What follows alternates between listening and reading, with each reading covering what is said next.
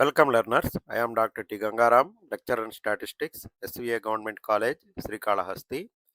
ఈ వీడియో లెక్చర్లో ASO 2022 questions 129 నుంచి 135 వరకు చూద్దాము. ఇవి 6 క్వశ్చన్స్. ఇవి రెండు ఏమైనా సపరేట్ చేయొచ్చు అనుకున్నాను. ఫైనట్ పాపులేషను, ఈ శాంపుల్ వర్సెస్ పాపులేషన్కి సంబంధించి. ఇవి 4 కొంచెం సిమిలర్గానే ఉన్నాయి, ప్రైమరీ టాపిక్స్ అవి. ఇప్పుడు ఫస్ట్‌ది గ్రూప్డ్ ఫ్రీక్వెన్సీ డిస్ట్రిబ్యూషన్. మనకొక రా డేటా ఇచ్చారు. అందులో నుంచి మనము కంటిన్యూయస్ ఫ్రీక్వెన్సీ డిస్ట్రిబ్యూషన్ వాళ్ళు ఇచ్చిన 4 ఆప్షన్స్‌లో ఒకటి కనుక్కోవాలి. ఆ తర్వాత ప్రైమరీ, సెకండరీ డేటాకి సంబంధించి ఈ కాన్సెప్ట్ ఒకటుంది. ఆ తర్వాత ఫ్రీక్వెన్సీ కర్వ్ క్యారెక్టరిస్టిక్స్ మనకు ఏది దీంట్లో ఫ్రీక్వెన్సీ కర్వ్‌కి సంబంధించింది కాదని ఒకటిచ్చారు. ఆ తర్వాత ఆ జీరోకి అనేది ఇంటర్వల్ స్కేల్‌లో మాత్రమే ఉంటది. రేషియో స్కేల్‌లో మాత్రమే ఉంటది. అది మెజర్‌మెంట్ స్కేల్‌కి సంబంధించి ఇచ్చారు. ఆ తర్వాత మనము సర్వేస్‌లో ఈ రేటింగ్ స్కేల్స్ అనేది వాటికి సంబంధించి ఇది కొంచెం కొత్త కాన్సెప్ట్ అది ఇచ్చారు. ఆ తర్వాత ఒక పాపులేషన్ ఇచ్చి ఇది ఫైనట్టా, ఇన్‌ఫైనట్టా అడిగారు. ఆ తర్వాత ఇచ్చిన ఒక 4 ఇచ్చిన ఆప్షన్స్‌లో ఒకటి రాంగ్ ఆప్షన్ ఇచ్చి వాటిని ఐడెంటిఫై చేయమన్నారు. ఇలాగా ఈ 4 గూడా క్వెషన్స్ మీరు ఈ థంబ్‌నెయిల్ చూసుకున్నారంటే ఇవి అర్థమైపోతుంది. Sample versus population, finite versus ఇది స్కేల్స్ మనకిట్టా రేటింగ్ ఇస్తున్నాం గదా! ఇప్పుడు రీసెంట్‌గా ఇలాంటికి సంబంధించి. కాబట్టి వన్ బై వన్ క్వెషన్స్ చూద్దాము. ఇక్కడ 129వ క్వెషను. 128 వరకు ముందు పూర్తి చేశాము. ఇప్పుడు మనకిక్కడ ఒక 22 అబ్జర్వేషన్స్ ఇచ్చారు. అంటే మనము ఎగ్జామినేషన్‌లో కొంచెం కేర్‌ఫుల్‌గా ఉండాలి. కాన్సంట్రేషన్‌తో ఉండాలి. నేను మీకు మొదటి నుంచి చెప్తున్నాను.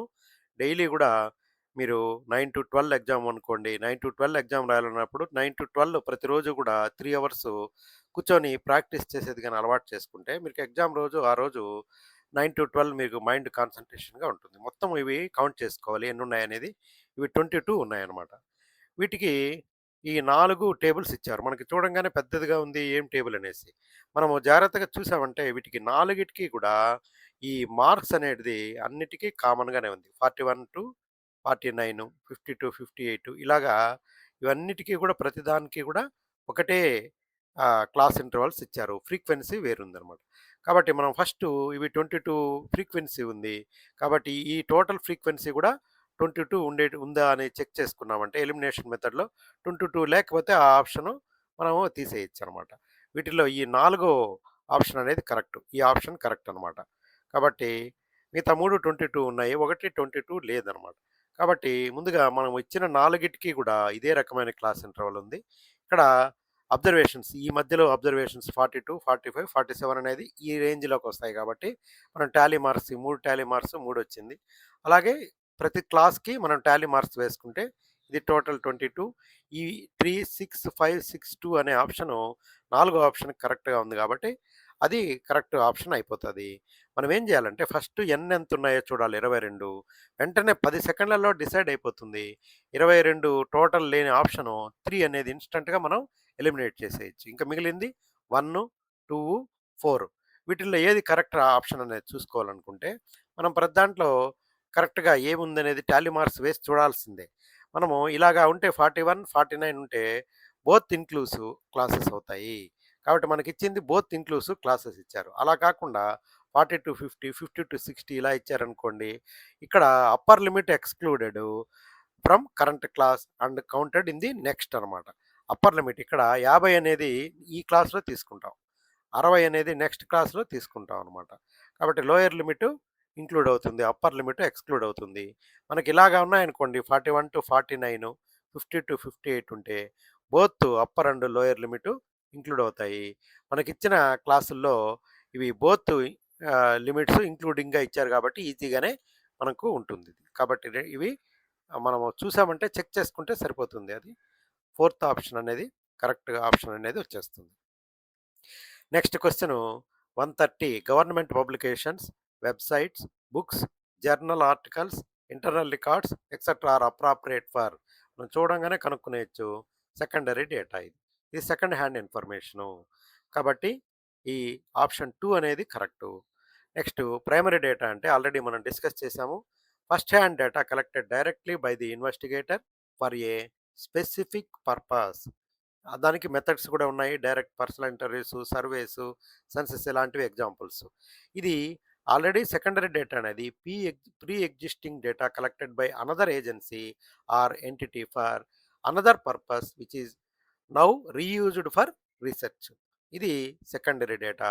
మనకు government publications like census reports, RBI bulletins, websites, journals, books ఇవన్నీ కూడా పబ్లిష్డ్ కావచ్చు, అన్‌పబ్లిష్డ్ కావచ్చు. కానీ ఇవన్నీ కూడా ప్రీ ఎగ్జిస్టింగ్ రికార్డ్స్. కాబట్టి therefore the sources of secondary data అనేది సెకండ్ ఆప్షన్ అనేది కరెక్టు. మనము ఈ మనం డేటాని ఎవరు కలెక్ట్ చేశారు? Who collected the data first decides the nature of the data అనమాట. ఇక్కడ ఇఫ్ ది రిసెర్చర్ కలెక్టర్స్ రా డేటా డైరెక్ట్‌లీ ఫ్రమ్ రెస్పాండెంట్స్, ఎవరైతే మనకి ఇన్ఫర్మేషన్ ఇస్తారో వాళ్ళ దగ్గర నుంచి రిసెర్చర్ డైరెక్ట్‌గా గాని డేటా కలెక్ట్ చేస్తే అది primary data. If the researcher extract data from a paper or a database or a document, దాన్ని సెకండరీ డేటా అని అంటారు. ఇక్కడ primary data methods direct personal interview, telephone survey, mailed questionnaires method, direct observations ఇవన్నీ కూడా primary data methods. Secondary డేటాకి government reports, ఇప్పుడు national sample survey organisation, central statistical organisation, వీటన్నిటిని కలిపి ఇప్పుడు సమగ్రంగా ఒక నేషనల్ స్టాటిస్టికల్ ఆఫీసెస్ అని కలిపేశారు. పబ్లిష్డ్ ఇది మనము ministry of planning and programme implementation అనే వాటి గురించి ఇవంతా ఉంటాయి. Published research journals, financial statements of a company, internal records of a company, మనం international databases, international monetary fund, world bank వాటి దగ్గరనే ఆల్రెడీ వాళ్ళు కలెక్ట్ చేసి డేటా పబ్లిష్ చేసిన తర్వాత అందులో నుంచి మనం ఏదైనా పర్పస్కి తీసుకుంటే అవి సెకండరీ సోర్సెస్ అవుతాయి. తర్వాత next question 131, which of the following is not, ఇక్కడ చూసుకోండి, not a characteristic of frequency curve. మనం ముందుగా మీకు ఈ diagrammatic representation, graphical representation of data చూసాము.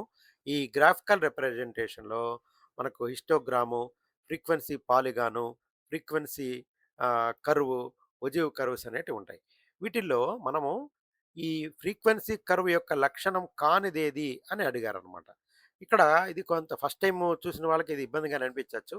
ఇక్కడ మెజర్స్ ఆఫ్ సెంట్రల్ టెండెన్సీ ఇది కర్వ్‌కి ఏ రకంగా రిలేటెడు? కర్వ్ ద్వారా మనం వీటిని దీనికి ఎట్లా రిలేట్ చేయొచ్చనేది ఇక్కడ చూద్దాము. మనము ఫ్రీక్వెన్సీ కర్వ్ లక్షణం కానిది ఫ్రీక్వెన్సీ పాలిగాన్. ఫ్రీక్వెన్సీ పాలిగాన్ అనేది మనం హిస్టోగ్రామ్ గీసిన తర్వాత ఆ క్లాస్ ఇంటర్వల్ మిడ్ పాయింట్స్‌ని స్కేల్‌తో జాయిన్ చేస్తే వచ్చేది ఫ్రీక్వెన్సీ కర్వ్. కాబట్టి ఫ్రీక్వెన్సీ కర్వ్ అనేది not a characteristic of frequency polygon అనేది not a characteristic of frequency curve. కాబట్టి మనము ఈ కాన్సెప్ట్ ఏమంటే a frequency curve is a smooth continuous curve obtained by joining the mid points of a frequency polygon with a free hand smooth curve. దీని దీని characteristics ఎలా ఉంటాయంటే, ఇప్పుడు మనము ఈ ఫ్రీక్వెన్సీ కర్వ్ ద్వారా మనం మీన్, మీడియన్, మోడ్ మనకు కోయిన్సైడ్ అవుతాయి పీక్ పొజిషన్‌లో. అదేవిధంగా ఆ కర్వ్ పొజిషన్ బట్టే అది మనము పాజిటివ్ స్క్యూనెస్సా, నెగెటివ్ స్క్యూనెస్సా అనేది గుర్తించవచ్చు. ఫ్రీక్వెన్సీ కర్వ్ గాని ఇట్లా చివరి వరకు లాగబడి ఉన్నిందనుకోండి, దాన్ని నెగెటివ్ స్క్యూనెస్ అంటారు. స్టార్టింగ్ పాయింట్‌లో నుంచి వచ్చి ఇట్లా ఈ టెయిల్ అనేది లాంగ్‌గా వెళ్ళిందనుకోండి, రైట్ సైడ్ వైపు పాజిటివ్ స్క్యూనెస్ అంటారు. అలాగనమాట. కాబట్టి ఫ్రీక్వెన్సీ కర్వ్ ద్వారానే మనకు ఈ మెజర్స్ ఆఫ్ సెంట్రల్ టెండెన్సీ అనే దాని గురించి ఒక ప్రాథమిక అవగాహన వస్తది. అలా కాకుండా మనకు width of the frequency curve తక్కువ విడ్త్ ఉన్నిందనుకోండి, అది డిస్పర్షన్, స్ప్రెడ్‌ని తెలియజేస్తుంది. షార్ప్‌గా పీకెడ్‌నెస్‌గా ఉంటే అది కుర్టోసిస్‌ని తెలియచేస్తుందనమాట. కాబట్టి మనకిక్కడ ఫ్రీక్వెన్సీ పాలిగాన్ అనేది డిస్టింక్టివ్ ఆహ్, rectilinear graphical presentation made by straight line segments. It is not a statistical property or characteristic feature of frequency curve. Frequency curve అనేది ఫ్రీక్వెన్సీ పాలిగాన్ తర్వాత స్టేజ్ అనమాట. కాబట్టి కరెక్ట్ ఆప్షన్ ఫ్రీక్వెన్సీ పాలిగాను. ఇట్లాంటి వస్తూ ఉంటాయి. మనము ఎక్స్పీరియన్స్ మీద మనకు కంటెంట్కి సంబంధించిన పూర్తి అవగాహన ఉంటేనే మనం దాన్ని చేయగలుగుతాం. Do not confuse descriptive properties of a distribution. మనకు descriptive properties central tendency, dispersion, skewness, kurtosis అనేటివి line drawing constructions. Histogram, frequency polygon, ogives ద్వారా వాటిని గురించి వస్తాయి. వాటికి వీటికి తేడా ఏమనేది చూడండి. సెంటర్ లొకేషన్ అనేది మీన్, మీడియన్, మోడ్ ద్వారా కనుక్కోవచ్చు. వేరియబిలిటీ అనేది స్టాండర్డ్ డీవియేషన్, డిస్పర్షన్ కనుక్కోవచ్చు స్టాండర్డ్ డీవియేషను. ఈ అసిమెట్రీ, స్క్యూనెస్ అనేది డైరెక్షన్ ఆఫ్ టెయిల్ ఎక్స్టెన్షన్. ఇందాక చెప్పాను కదా! Tail extension. ఇది కుడివైపుకి లాగబడిందా, ఎడమ వైపుకి లాగబడిందా అనే దాన్ని బట్టి మనకు ఆ సిమెట్రీకి సంబంధించి వస్తాయి. మనకు చదునుగా ఉందా, మొనతేలి ఉందా ఫ్రీక్వెన్సీ కర్వ్ అనేది, దాన్ని బట్టి కుర్టోసిస్ అనేది, పీకెడ్నెస్ అనేది తెలుస్తది. కాబట్టి క్యారెక్టరిస్టిక్ చూడండి. Centre, location, variability, dispersion, asymmetry, skewness, peakedness, kurtosis. అలాగా మనకు వాటికి సంబంధించి పూర్తి అవగాహన ఉండాలి. నెక్స్ట్ ఈ స్కేల్స్ ఇచ్చారు. వాటి గురించి measurement scales. The feature of absolute zero is a characteristic of. మనం ఈ మెజర్మెంట్ స్కేల్స్ గురించి పూర్తి ఒక వీడియో చేస్తున్నాను. మనకి ఇక్కడ ఈ అబ్సల్యూట్ జీరో అనేది మనకు రేషియో స్కేల్ యొక్క క్యారెక్టరిస్టిక్. నామినల్ అంటే కేటగారికల్ వేరియబుల్, మేలు, ఫిమేలు, ఐ కలర్ ఇట్లాంటివి. ఆర్డినల్ అంటే ranked order, but unequal intervals ఉంటాయి. మనకు ఒక్కొక్క ర్యాంక్ మధ్య సమానమైన దూరం ఉండాల్సినంత అవసరం ఏం లేదు. మొదటి మార్కులు వచ్చిన వాడికి, రెండవ ర్యాంక్ వచ్చిన వాడికి మార్కుల మధ్య తేడా 50 ఉండొచ్చు. అదే 2-3కి వచ్చిన మార్కుల మధ్య తేడా ఒక 20, 10 ఉండొచ్చు. కాబట్టి ఈక్వల్ ర్యాంకింగ్ ఆర్డర్ ఉండదు. అదే మనం ఇంటర్వల్ స్కేల్‌లో ఈక్వల్ ఇంటర్వల్స్ ఉంటాయి. ఆర్బిట్రరీ జీరో అనేది ఒక్కటి మాత్రం ఉండదు ఇక్కడ. టెంపరేచరు, సెంటిగ్రేడ్స్‌లో, ఫారెన్ హీట్‌లో. రేషియో అనే దాంట్లో మిగతా అన్నీ కవర్ అయిపోతాయి. Equal intervals and a true non arbitrary absolute zero అనేది ఉంటుంది. హైట్, వెయిట్, ఇన్కమ్ ఇలాంటి వాటి గురించి. Absolute zero means complete absence of the property being measured. మనకి ఇక్కడ 0 కేజీస్ అంటే మనకు వెయిట్, నో వెయిట్ అని అర్థం అనమాట. This exists exclusively in ratio scale. కాబట్టి మనకు రేషియో స్కేల్ అనేది కరెక్టు. మనకు NOIR అనేది గుర్తుపెట్టుకోండి. నార్ నైర్ అనేది. కాబట్టి ఇక్కడ నామినల్ స్కేల్‌లో ఏమేమి ఉంటుందో చూస్తాము. ఆర్డర్ ఉండదు, ఈక్వల్ ఇంటర్వల్స్ ఉండదు, అబ్సల్యూట్ జీరో ఉండదు. కాబట్టి ఇక్కడ ఓన్లీ నామినల్, మనము పేర్లకు సంబంధించి జెర్సీ నంబర్ అనేది ఒక నామినల్ స్కేల్. అదే ఆర్డినల్ స్కేల్‌లో ఆర్డర్ అనేది ఉంటుంది. ఈక్వల్ ఇంటర్వల్స్, అబ్సల్యూట్ జీరో ఉండదు. ఇది సాటిస్ఫాక్షన్ ర్యాంక్. అదేవిధంగా ఇంటర్వెల్ స్కేల్‌లో ఇవి 2 ఉంటాయి. ఆర్డరు, ఈక్వల్ ఇంటర్వల్స్ ఉంటాయి. కానీ అబ్సల్యూట్ జీరో అనేది ఉండదు. అది టెంపరేచర్ ఎగ్జాంపుల్. రేషియో స్కేల్‌లో అన్నీ ఉంటాయి. ఆర్డర్ ఉంటుంది, ఈక్వల్ ఇంటర్వల్స్ ఉంటుంది, అబ్సల్యూట్ జీరో ఉంటుంది. హైట్, వెయిట్, ఇన్కమ్ మనకి ఇట్లాంటివన్నీ కూడా క్వా క్వాంటిటేటివ్ వేరియబుల్స్ అన్నీ కూడా రేషియో స్కేల్‌ని ఫాలో అవుతాయి. ఇది చూడండి. నా 133 questions that can measured on interval scale is ఈ Likert scale, net promoter scale, bipolar matrix table. ఇవన్నీ వినేదానికి మనకు ఈ సర్వేస్ చేసే వాళ్ళకి, వాటికి వీటికి సంబంధించి పూర్తి అవగాహన ఉంటుంది. ఇవేందో మనం ఇప్పుడు చూద్దాం. లైకర్ట్ కొలమానం, నికర ప్రమోటర్ స్కేలు, బైపోలార్ మ్యాట్రిక్స్ పట్టిక అంటే ఏమిది చూడండి. మనకు ఈ 3 ఆప్షన్స్ కరెక్ట్. 3 ఆప్షన్స్ మనకు కరెక్ట్ అవుతాయి. ఈ కాబట్టి అదేదో ఒక్కొక్కటి ఒక్కొక్కటిగా చూద్దాము. ఈ లికర్ట్ స్కేల్ అంటే 1 నుంచి 5 వరకు మనకు స్కేలింగ్ రేంజ్ ఇచ్చుంటారు. In a survey research several structured items formats treat intervals between successive rating points as equal. మనకు 1 నుంచి 5 వరకు ఇచ్చుంటారు. మనకు ఒకటే ర్యాంక్ ఇచ్చామనుకోండి స్ట్రాంగ్లీ డిజగ్రీ అని అర్థం అనమాట. 2 వచ్చినామంటే డిజగ్రీ, 3 వచ్చినామంటే సాటిస్ఫాక్టరీ, అట్లా 4 అయితే గుడ్. ఇది strongly agree. Assumed interval scale in psychometrics. అదేవిధంగా నెట్ ప్రమోటర్ స్కేల్ ఎన్పిఎస్ అనేది 0 నుంచి 10 వరకు numeric scale measuring likelihood to recommend. మనం ఏదైనా రికమెండ్ చేసుకునేటప్పుడు. బైపోలార్ మ్యాట్రిక్స్ టేబుల్ అనేది semantic differential scales anchored between opposing objectives. ఇక్కడ 0 అనేది మధ్యలో ఉంటుంది. ఇటువైపు మైనస్, ఇటువైపు ప్లస్ ఉంటాయి. ఇక్కడ అన్ఫ్రెండ్లీ అనేది -3 తీసుకున్నప్పుడు +3 అనేది ఫ్రెండ్లీ స్కేల్గా మనము చేసుకుంటాము. మధ్యలో న్యూట్రల్గా ఉంటుందన్నమాట. All 3 survey techniques 1, 2, 3 are designed to capture metric responses treated under interval scale. Interval scale framework for computing means and standard deviations. కాబట్టి మనము ఇవన్నీ కూడా ఈ మెజర్మెంట్ స్కేల్స్ ఇవి సర్వే టెక్నిక్స్. కాబట్టి ఆప్షన్ 4, 1, 2, 3 ఆర్ కరెక్ట్ అనమాట. ఇక్కడ మనము ఈ సైకోమెట్రిక్స్లో, ప్యూర్ స్టాటిస్టిక్స్లో ఏమేమి స్కేల్స్ వాడతారనేది చూడాలి. While Likert scales are technically ordinal in standard applied researches and ASO survey theory, Likert, NPS and bipolar rating matrices are universally classified under interval scales to follow arithmetic mean calculations. ఇది 5 point కానీ 7 point agreement rating ఉంటుంది. ఈ ఎన్పిఎస్లో 0 నుంచి 10 వరకు promoters ఉంటాయి. మనము high లెవెల్లో 9 నుంచి 10 వరకు ఉన్నామనుకోండి, మనకు ఈ ప్రమోటర్స్గా తీసుకోవచ్చు. ఇది 7 నుంచి 8 వరకు ప్యాసివ్స్గా తీసుకోవచ్చు. అండ్ డిట్రాక్టర్స్ 0 నుంచి 6 వరకు తీసుకోవచ్చు అనమాట. ఇది ఎన్పిఎస్లో. బైపోలార్లో ratings between two opposite poles, అప్పుడు మనం ఆ రకంగా తీసుకుంటాం. ఈ మూడు కూడా మనకు మెజర్మెంట్ స్కేల్స్ అప్లైడ్ ఇన్ సైకోమెట్రిక్స్లో. Next 134 question, the number of germs in a patient's body is an example for. మనకు finite population, infinite, existent population, hypothetical population అనేటివి ఇచ్చారు. వీటిల్లో ఈ నంబర్ ఆఫ్ జెర్మ్స్ అనేటివి అపరిమితంగా ఉంటాయి మన శరీరంలో సూక్ష్మ జీవులు అనేటివి. కాబట్టి అది ఇన్ఫైనైట్ పాపులేషన్కి ఎగ్జాంపుల్ అవుతుంది. ఫైనైట్ పాపులేషన్ అంటే మనము కంటైన్స్ ఏ కౌంటబుల్, మనం కొలవచ్చు వాటిని, limited number of units, books in a library, students in a college, ఇట్లాంటివి. అదే ఇన్ఫైనైట్ పాపులేషన్ అంటే number of stars in A country contains uncountable endlessly large number of units making physical counting impossible.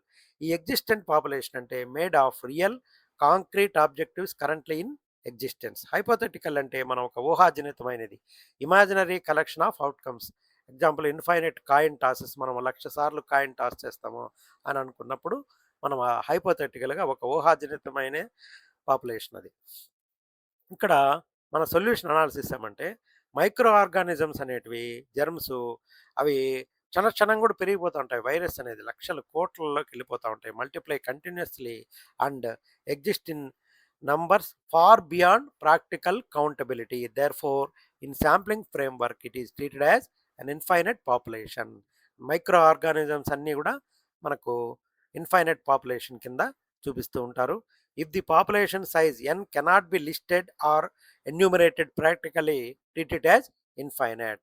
ఇక్కడ leaves in a big tree, stars in a sky, చిన్న చిన్న ఆకులు ఉంటాయి కొన్ని చెట్లకి, పెద్ద చెట్టుగా ఉంటుంది. ఎన్ని ఉంటాయో మనం లెక్క పెట్టలేం. జెర్మ్స్ ఇన్ ఏ బాడీ, అవి ఇన్ఫైనైట్ అనమాట. Population in a city, cars in a parking lot అనేది ఫైనైట్ అనమాట. మనకి ఇక్కడ కీ ఫార్ములా కాంటెక్స్ట్ ఏమంటే, ఫైనైట్ పాపులేషన్ వచ్చినప్పుడు ఎఫ్పిసి 1గా వచ్చేస్తుంది అనమాట. ఫైనైట్ పాపులేషన్ కరెక్షన్ అనేది when sampling from a finite population the standard error includes the FPC factor. ఎందుకంటే ఇక్కడ if N tends to infinity, ఇవి రెండు కూడా పైన కింద రెండు సమానం అయిపోతాయి. ఎన్ అనేది వెరీ లార్జ్ అయినప్పుడు అది ఎఫ్పిసి అనేది ఫైనైట్ పాపులేషన్ కరెక్షన్ అనేది 1కి సమానం అవుతుంది. కాబట్టి number of germs in a human body is example for infinite population. ఇప్పుడు which of the following is not correct అని ఒకటి ఇచ్చారు. Convenience sample is taken from a group of people easy to contact. ఇది which of the following is not correct అని ఇచ్చాడు. 4 options ఇచ్చారు. Convenient sample is taken from a group of population easy to contact. ఇది రెండోది quota sample involving individuals that represent A population. Snowball sampling, recruitment technique, ఈ మూడు కూడా కరెక్టే. Stratified sampling అనేది population is divided into heterogeneous groups. Population is divided to heterogeneous groups. ఇక్కడ heterogeneous అంటే ఒక్కొక్క దాంట్లో వేరువేరుగా ఉండే లక్షణాలు కలిగి ఉండేదని. కానీ నిజానికి స్ట్రాటిఫికేషన్ అంటే మనము homogeneous sub groups, within a sub group population is homogeneous ఉంటుంది, between the sub groups population variation ఉంటుంది. ఇక్కడ ఏమి ఇచ్చారు, population is divided to heterogeneous groups అని ఇచ్చాడు. కాబట్టి దిస్ ఈజ్ నాట్ కరెక్ట్. ఈ మూడు కరెక్ట్ అనమాట. కాబట్టి మనము స్ట్రాటిఫికేషన్ అంటేనే the population is divided into homogeneous sub groups strata or block within themselves. The sample units are drawn randomly from each stratum. ఒకసారి అది హోమోజీనియస్ సబ్ గ్రూప్ అయిపోయిన తర్వాత అందులో సింపుల్ ర్యాండమ్ శాంపుల్ ద్వారా మనం శాంపుల్ సెలెక్ట్ చేసుకుంటాం. దానికి ముందర జరిగేది హోమోజీనియస్ సబ్ గ్రూప్స్గా చేస్తాం. ఒక కేటగిరీని అంతా ఒకవైపు వేసేస్తాం అనమాట. దాన్ని స్ట్రాటిఫికేషన్ అంటారు. అదే cluster sampling, the population is divided into heterogeneous sub groups. Clustering అంటే అది హెటరోజీనియస్ సబ్ గ్రూప్స్ చేస్తారు, రిఫ్లెక్టింగ్ ఓవరాల్ పాపులేషన్ డైవర్సిటీ. అది గుర్తుపెట్టుకోండి.